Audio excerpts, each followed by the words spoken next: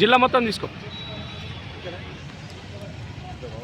ఈరోజు తెలంగాణ రాష్ట్ర వ్యాప్తంగా తెలంగాణ బంధు పిలిపివ్వడం అనేటువంటిది తెలంగాణ జేఏసీ బీసీ జేఏసీ సంబంధించినటువంటి ఏదైతే బీసీలకు 40% రిజర్వేషన్ కల్పించాలని చెప్పి ఏదైతే జరుగుతున్నటువంటి కుట్రలో భాగంగా దాంట్లో వ్యతిరేకిస్తూ ప్రతి ఒక్క అన్ని రాజకీయ పార్టీలందరూ కూడా ఈరోజు బంద్లో భాగస్వామ్యమై విజయవంతం చేయడానికి కృషి చేస్తూ ఉన్నారు.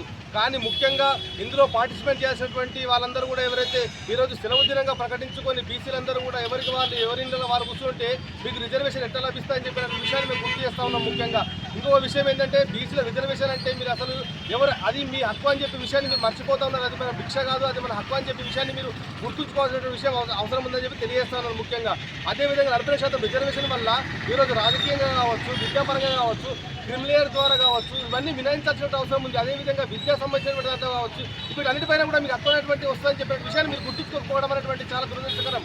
ఇది కేవలము ఎవరి కోసం ధర్నా చేస్తున్నారని చెప్పి అనుకోవడం, లేకుంటే తెలంగాణ వ్యాప్తంగా బంధు పిలిపించడం చెప్పి అన్నటువంటి విషయాన్ని గుర్తుంచుకోవడమే తప్ప ఇది ఎందుకు బంధు ఇస్తూ ఉన్నారు, అసలు రిజర్వేషన్ ద్వారా మనకి ఏం ఫలితాలు అవుతాయని చెప్పిన విషయాన్ని మాత్రం మీరు ఎవరు గుర్తించకపోవడం అనేటువంటి చాలా దురదృష్టకరం.